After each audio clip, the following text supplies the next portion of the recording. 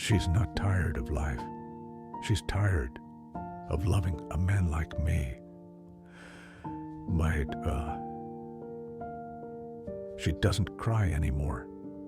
Not because it stopped hurting, but because even pain gave up. I once thought she was strong enough for both of us. Turns out she was just breaking slower than me. I didn't see it then, but now I see everything, and this is the story of the woman I love and the man I refuse to be ever again. Before the weight of our mistakes, before the silence between us thickened, there was her, vibrant, confident, radiant. She walked with a kind of purpose that made people stop and take notice. A woman who believed in herself, who once looked in the mirror and liked what she saw. She was proud of the career she had built, the way she spoke her mind, the way she could light up a room with her presence. Proud of being capable, of standing on her own 2 feet, of not needing to be rescued. And that's exactly what drew me to her, that self-assured fire in her eyes, that quiet certainty that she could handle anything.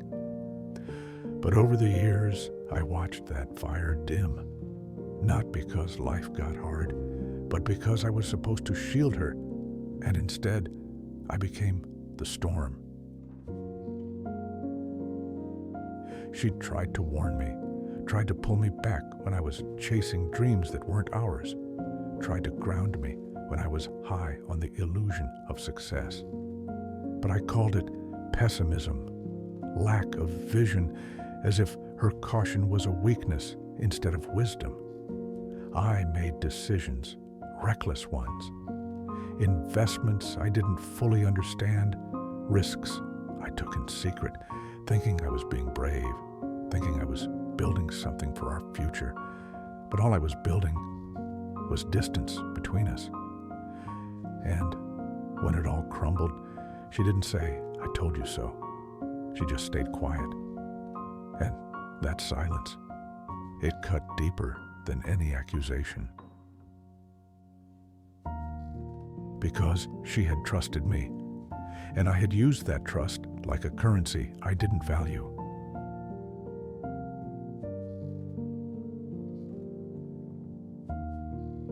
After I failed, I thought I was the one hurting the most, but I was wrong. She bore the brunt of my fall. She was the one who had to hold the house together when bills stacked up. She was the one who kept the fridge full, who answered the worried phone calls from her parents with a brave voice. She wore her exhaustion like a second skin, tired not just from the days, but from carrying the weight of my failures too. And worse, I let her. I told myself, she's strong, she'll manage. As if strength should ever be an excuse for being left alone to suffer.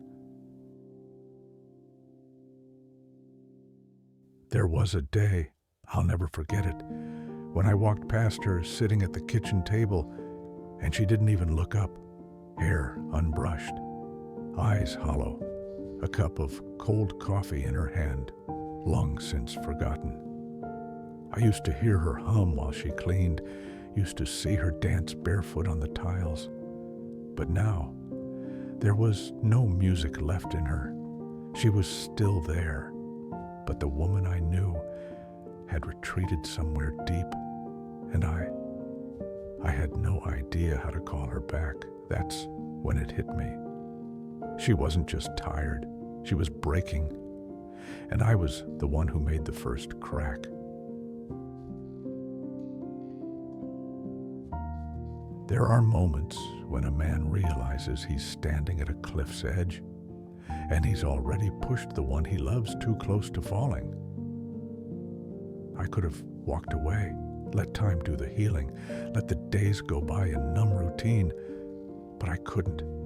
I still loved her, not out of guilt, not out of habit, but deeply, fiercely, with the kind of love that begs for redemption.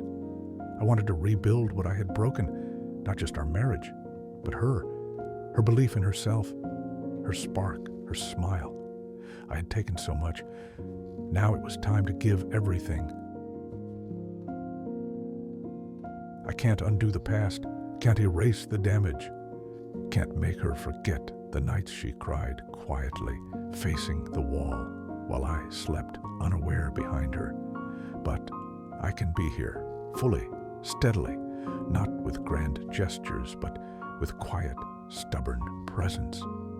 I learned to love her differently, not by saying, "I'll fix it," but by showing her every single day that I would. I stopped chasing more. I turned down risky ventures.